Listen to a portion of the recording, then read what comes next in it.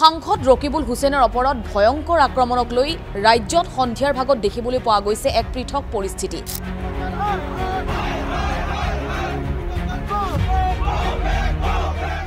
ৰাজ্যৰ জনতা ৰাজপথত নামি পৰিছে, দল সংগঠন ৰাজপথত নামি পৰিছে, মুছলমান সংগঠনেও আনিছে কেতবোৰ ভয়াবহ অভিযোগ।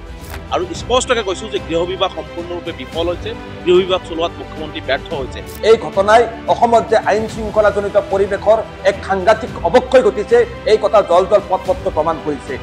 ৰকিবুল হুছেইনক যেহেতু বৰ্বৰভাৱে আক্ৰমণ কৰা হৈছে, কি গোৱালপাৰা, ধুবুৰী, বঙাইগাঁও, বিলাসীপাৰাৰ লগতে অভয়াপুৰীত তীব্ৰ প্ৰতিবাদ কৰা হৈছে। আমি ৰাজ্যৰ কেইটামান দৃশ্য এই মুহূৰ্তত আপোনালোকক দেখুৱাইছো।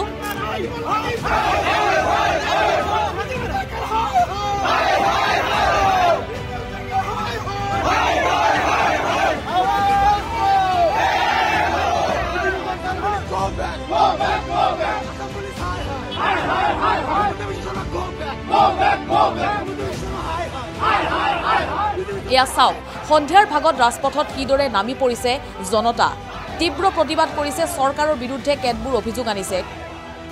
কেৱল ইমানেই নহয়, মুছলমান সংগঠনে তীব্ৰ প্ৰতিবাদ কৰিছে, চৰকাৰৰ বিৰুদ্ধে অভিযোগ আনিছে। এগৰাকী সাংসদক নিৰাপত্তা দিব নোৱাৰা চৰকাৰে সৰ্বসাধাৰণৰ কেনেকৈ নিৰাপত্তা দিব বুলি প্ৰশ্ন উত্থাপন কৰিছে। এই মুহূৰ্তত আমাৰ হাতত নেমচু, এবিএমচু, আমচুৰ মন্তব্য আহি পৰিছে। মন্তব্য শুনক। ৰাইজৰ দ্বাৰা নিৰ্বাচিত এজন জনপ্ৰতিনিধিক যি ধৰণে বৰ্বৰভাৱে নগাঁৱত আক্ৰমণ কৰা হ'ল আৰু লগতে অসম আৰক্ষীৰ বিষয়াসকলক বা কনষ্টেবলসকলক যি ধৰণে গুলীয়াগুলীকৈ পিটা হ'ল, এইটো মই ভাবোঁ যে অসমৰ ইতিহাসত এনেকুৱা ধৰণৰ ঘটনা নজিৰবিহীন আৰু এয়া প্ৰথম ঘটনা। এই ঘটনাটোক আমি তীব্ৰভাৱে নিন্দা কৰিছোঁ, গৰিহণা দিছোঁ। ৰাজনীতি ইমান তললৈ যাব নালাগে। ৰাজনীতিক মানুহে বিভিন্ন ৰাজনৈতিক দল আছে, বিভিন্ন ৰাজনৈতিক দলত নিৰ্বাচন খেলিব, প্ৰতিদ্বন্দ্বিতা কৰিব, ৰাইজৰ মাজত তেওঁলোকে মেল মিটিং কৰিব, তাৰ মাজত সেই সীমাবদ্ধ থাকিব লাগে, ৰাজনৈতিক পথাৰখনৰ মাজত সীমাবদ্ধ থাকে। কিন্তু আক্ৰমণ কৰাৰ দৰে ঘটনা সংঘটিত হ'লে আচলতে গণতন্ত্ৰ যে আচলতে একো নাই, মানে শেষ হৈ গৈছে, এইটো পুনৰবাৰ প্ৰমাণ কৰিলে। গতিকে আমি ৰকিবুল হুছেইন ডাঙৰীয়াক যি আক্ৰমণৰ ঘটনা, এই ঘটনাক আমি সদৌ অসম সংখ্যালঘু ছাত্ৰলীগে তীব্ৰভাৱে নিন্দা কৰিছোঁ, গৰিহণা দিছোঁ। লগতে অসম আৰক্ষীৰ যিসকল জোৱান আছিলে তেওঁলোককো যি ধৰণে আক্ৰমণ কৰিছে, এই ঘটনাটো আমি তীব্ৰভাৱে নিন্দা কৰিছোঁ, গৰিহণা দিছোঁ। আৰু স্পষ্টকৈ কৈছোঁ যে গৃহ বিভাগ সম্পূৰ্ণৰূপে বিফল হৈছে, গৃহ বিভাগ চলোৱাত মুখ্যমন্ত্ৰী ব্যৰ্থ হৈছে। আচলতে গৃহ বিভাগৰ ব্যৰ্থতাৰ কাৰণে হৈছে, নগাঁও আৰক্ষী অধীক্ষকৰ ব্যৰ্থতাৰ কাৰণে হৈছে, নগাঁও পুলিচৰ ব্যৰ্থতাৰ কাৰণে হৈছে। গতিকে মুখ্যমন্ত্ৰী ডাঙৰীয়াক মই স্পষ্টভাৱে আহ্বান জনাইছোঁ যে গৃহ বিভাগ যদি চলাব পৰা নাই, মুখ্যমন্ত্ৰী ডাঙৰীয়াক গৃহ বিভাগ বেলেগৰ হাতত এৰি দিব লাগে। ধুবুৰীৰ সন্মানীয় সাংসদ ৰকিবুল হুছেইন ডাঙৰীয়াক আজি ৰূপহীহাটৰ নতুন বজাৰত একাংশ গুণ্ডা বাহিনীয়ে যি আক্ৰমণ কৰিছে, যি ৰকিবুল হুছেইনৰ পুত্ৰ আৰু ৰকিবুল হুছেইনৰ দেহৰক্ষী তথা অসম আৰক্ষীক যি আক্ৰমণ কৰিছে, এই আক্ৰমণক আমি উত্তৰ পূৰ্বাঞ্চল সংখ্যালঘু ছাত্ৰ সন্থা নেমচুৰ তৰফৰ পৰা তীব্ৰ ভাষাৰে গৰিহণা দিছোঁ, নিন্দা জনাইছোঁ।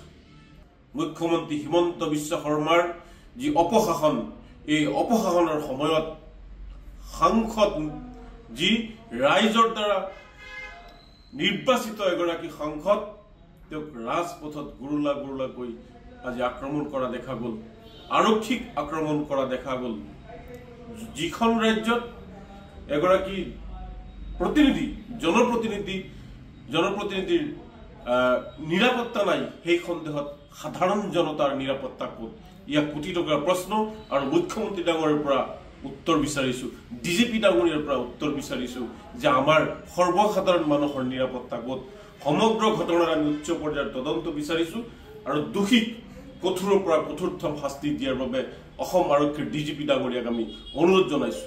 ধুবুৰীৰ সাংসদ মাননীয় ৰকিবুল হুছেইন ডাঙৰীয়াৰ ওপৰত একাংশ দুৰ্বৃত্তই দলবদ্ধভাৱে মুখত কালা কাপোৰ বান্ধি যি ভয়ানক আক্ৰমণৰ ঘটনা সংঘটিত কৰিলে, এই ঘটনাক আমি এবিএমচি তীব্ৰ ভাষাৰে গৰিহণা জনাইছোঁ, নিন্দা কৰিছোঁ আৰু চৰকাৰক দাবী জনাইছোঁ যে শীঘ্ৰেই উপযুক্ত তদন্ত মৰ্মে উক্ত ঘটনাৰ লগত জড়িত থকা প্ৰত্যেকজন দুৰ্বৃত্তক গ্ৰেপ্তাৰ কৰি কঠোৰতকৈ কঠোৰতম আইনী শাস্তিৰ আওতালৈ আনিব লাগে।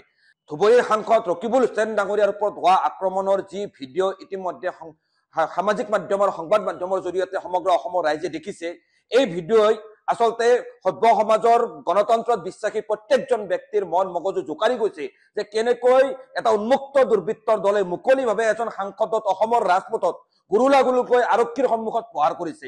এই ঘটনাই অসমত যে আইন শৃংখলাজনিত পৰিৱেশৰ এক সাংঘাতিক অৱক্ষয় ঘটিছে এই কথা জল জল পটপটকৈ প্ৰমাণ কৰিছে। আৰু আজি আমি ABMC ক'বলৈ বাধ্য হৈছো যে এজন নিৰ্বাচিত সাংসদক চৰকাৰৰ পৃষ্ঠপোষকতা নাথাকিলে কোনো দুৰ্বৃত্তই এনেকৈ মুকলিভাৱে আক্ৰমণ কৰিব নোৱাৰে।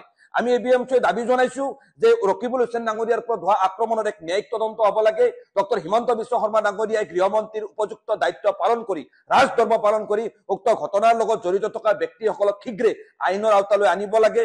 আৰু এই ক্ষেত্ৰত ডক্টৰ হিমন্ত বিশ্ব শৰ্মা ডাঙৰীয়াই অসমৰ প্ৰত্যেকজন জনপ্ৰতিনিধি আৰু সাধাৰণ ৰাইজৰ যিখিনি নিৰাপত্তা এই নিৰাপত্তা নিশ্চিত কৰাত এক সুদৃঢ় ব্যৱস্থা গ্ৰহণ কৰিব লাগে।